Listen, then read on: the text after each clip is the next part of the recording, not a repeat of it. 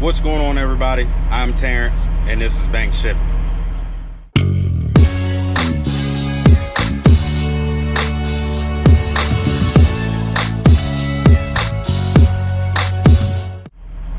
All right, not gonna say good morning because it is the afternoon, about 2:30, 2:40 right now.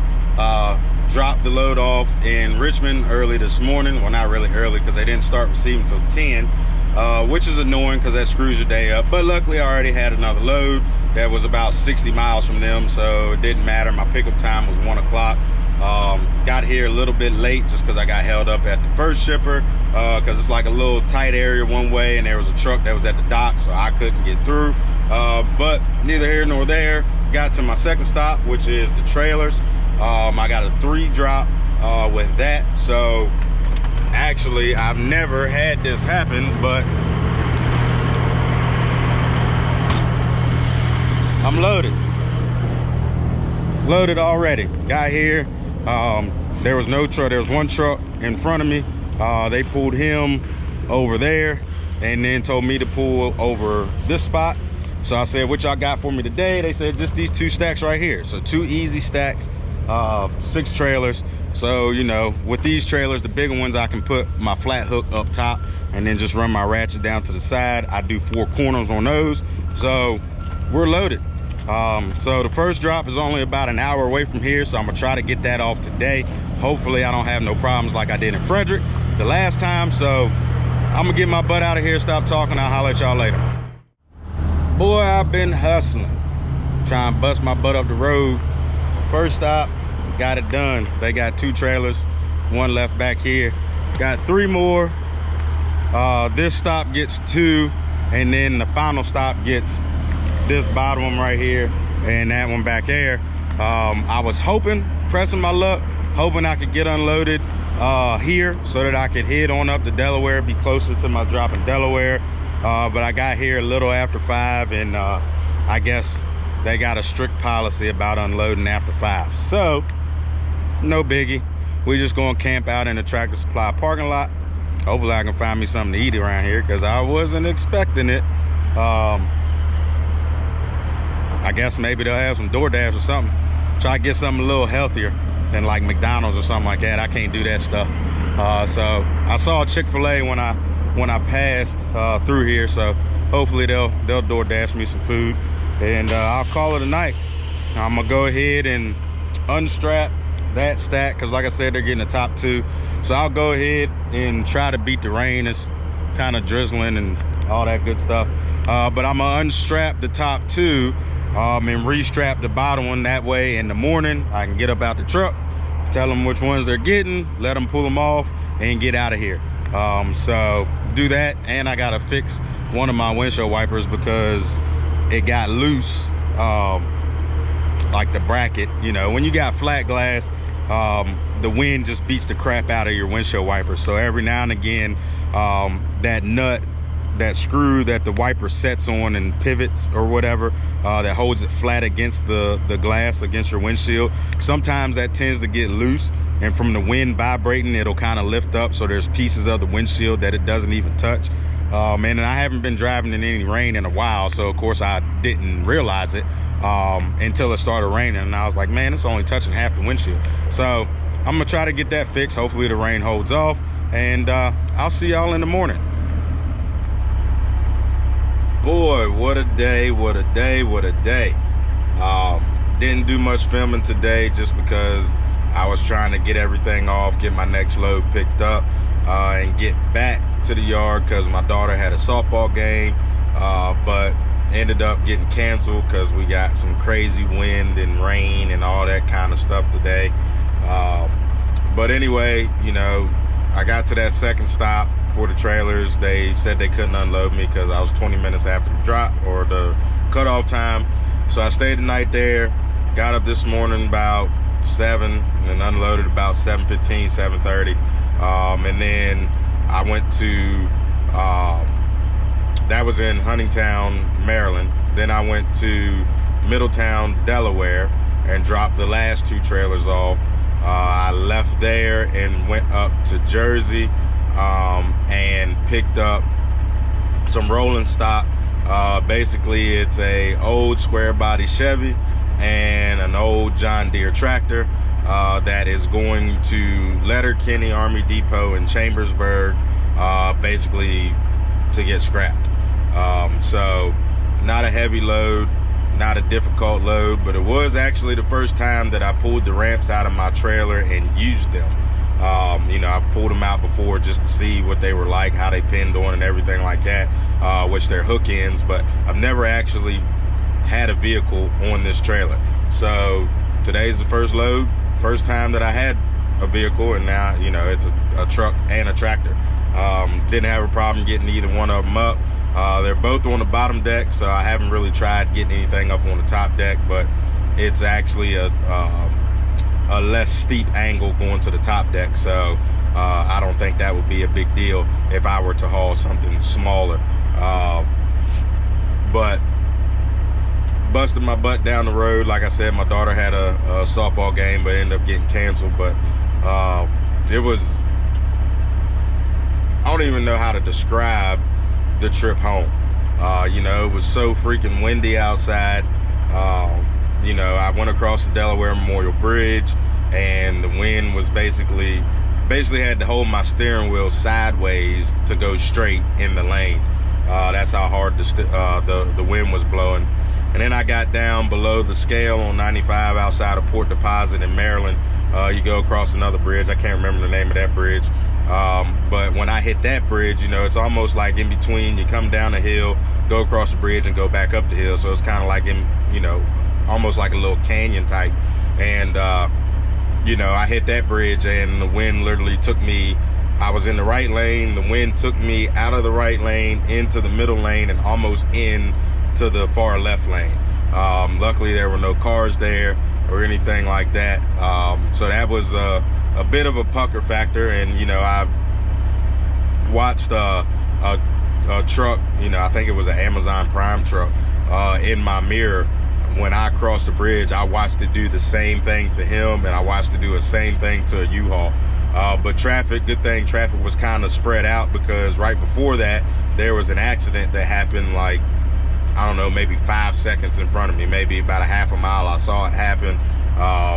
Not exactly sure how it happened, because it was a rear-end collision, but nobody was stopped, so I don't really know how they rear-ended the other car. But that car came, one car went off into the median, and then the other car came to, like, it spun and came to a stop in the middle lane of 95. So that caused a crazy congestion, everybody swerving everywhere.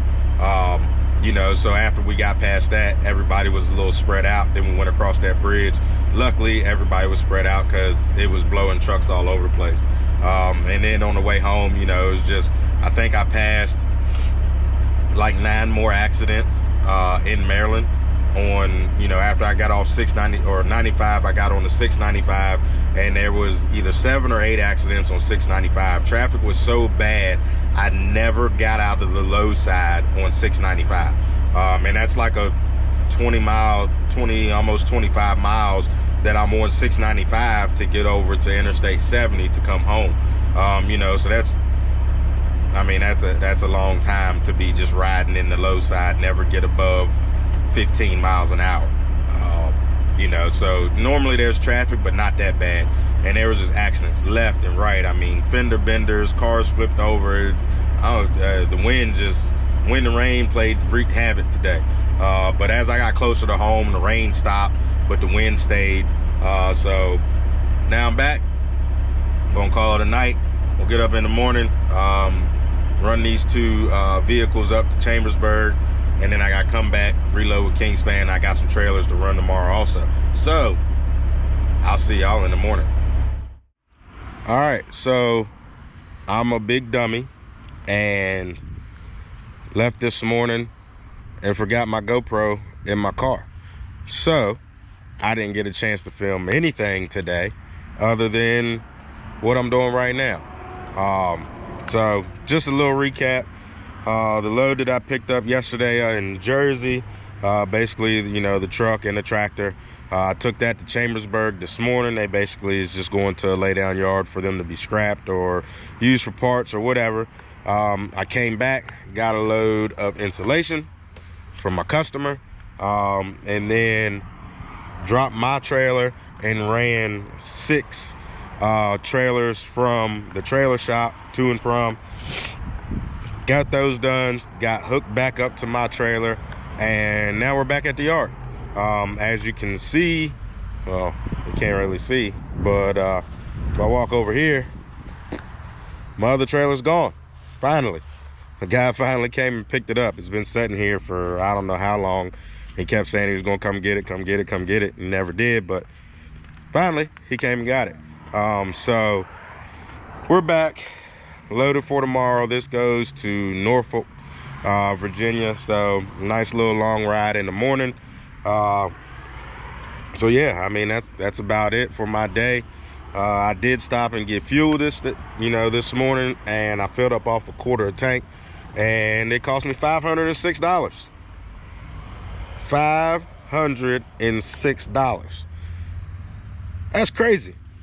Diesel was $3.94 in Maryland, but of course with my discount it dropped it down to $3.89. So I mean it dropped it down a little bit, but not a lot. But that's outrageous. So if you guys are thinking about getting into this business, regardless of what you see, how much money people say you can make, if you're getting in business right now, before you do, make sure that you got enough money to cover all that. Make sure that you running for good enough rates to cover all that, because let me tell you, fuel prices are going up, parts prices are going up, vehicle prices, trucks and trailer prices are going up. Things are taking longer to get. We thought it was going to get better, but it seems like it's only getting worse. So with that being said, make sure that if you're getting in this business, you are prepared for that. Be prepared to pay these high fuel costs. Be prepared that if something breaks down, that you might be stuck for a couple weeks waiting on a simple part. You can be making all the best money that you think you can make, but if you're not prepared for the downfalls, you ain't gonna make it. Pretty simple. If you're not prepared for these things, you're not gonna make it. You'll sink before you ever even get a chance to float. I'm just keeping it real. I'm not telling y'all not to get into business, like I always say.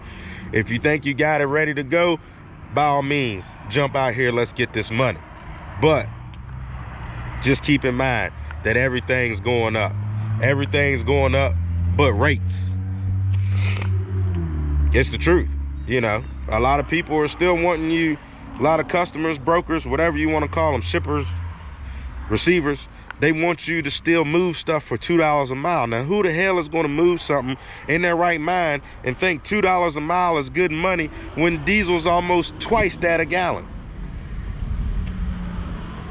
And if you out there moving it for $2 a mile, then, boy, I don't even know what to say to y'all after I done preached it over and over again that it ain't gonna cut it. Start knowing your worth. Start knowing how much all this stuff costs. This customer right here, I just had a conversation with them today. Hey, we're gonna have to do something about these rates, man. Diesel is constantly going up. Everything's constantly going up. Everything's going up but the rates. Y'all gonna have to bump these rates up. Now, granted, this is a big corporation, so they might say, no, we ain't gonna bump no rates up. Well, if you ain't gonna bump no rates up, then I'm gonna have to find other work. It's that simple. I'm not gonna go broke hauling somebody else's stuff when they making billions of dollars. Now, do I think they're gonna tell me no? It's kind of up in the air. I've asked before, and they've kind of raised their rates a little bit. But this company raised their rates in the summertime because they were having a hard time moving their freight. So in order to make it appealing for people to move their freight, they bumped their rates up sky high, and the money was real good. Well, now that everybody's moved their freight in their busy season, they've tried to kind of do a slap in the face and put their rates back down. Nope. I've been doing this stuff for years out of here. I ain't gonna take that slap in the face. So either you can bump my rates back up, or I'm just not going to dedicate myself to you guys like I've been doing. I'll find other freight, you know. It's that simple. I run a business too, you know, and as a business owner, you want to form relationships, but you want them to be two-way streets. You don't want them to be one-way streets. So if it's going to feel like a one-way street, then I'll just take my business elsewhere. You know, I'm trying to form a business relationship, but if it's going to be a one-way street, then chuck the deuces and I'll find something else. There's always stuff out there that I can find, you know, or I'll use this to get me to something better. Pretty simple, you know. So make sure you got your ducks in a row, man. Don't be out here hauling no cheap freight, because it ain't gonna do nothing but hurt you in the long run, especially the way cost of things is going up, up, and up. You know, it's crazy. And nobody understands, you know, shippers, receivers, brokers. Nobody understands, oh, hey, you know, $2 a mile ain't jack. I had somebody call me today, a broker called me today, hey, man, can we move a load for you? Or can you move this load for us? I said, you know, what kind of rate you got on it? Oh, well, it's paying pretty decent, man. We got $2 and like 20-something cents a mile. And I was like, man, diesel's almost $4 a gallon.